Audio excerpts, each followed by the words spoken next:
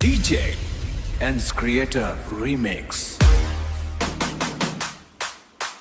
1, 2, 3, go. CG Love Beat, start. मोहनी नयना मोला देखे, दिल हा धीरे धीरे धड़के वो,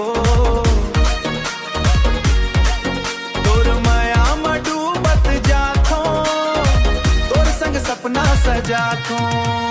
गोरी तोर गाल गुलाब कस, हंसी तोर लागे चांद कस, जब तय धीरे मुस्काथस, मोर मन फागुन बन जाते।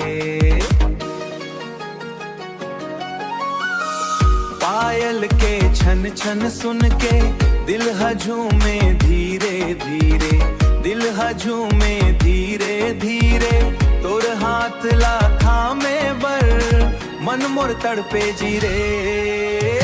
मोहनी नयना मोला देखे, दिल धीरे धीरे धड़के वो,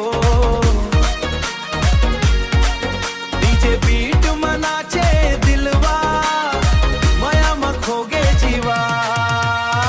सावन के रतिया ठंडी हवा, सावन के रतिया ठंडी हवा, सावन के रतिया ठंडी हवा। तोर संग मिल गे जिए के वजह, महुआ के खुशबू महका थे, तोर संग मिल गे जिए के वजह। महुआ के खुशबू महक थे, तोर सुरता मनमा बसत थे। चंदा गवा तारा गवा, तोर ले बढ़ के नहीं कोनो चाहा। जन्म जन्म के माया रहे हमेशा हमर संगिया।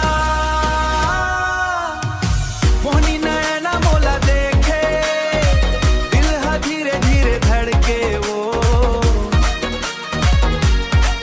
तोर माया हमोर पहचाना, तै हवस मोर दिल के जान।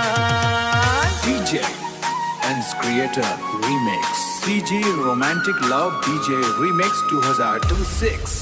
Arajua.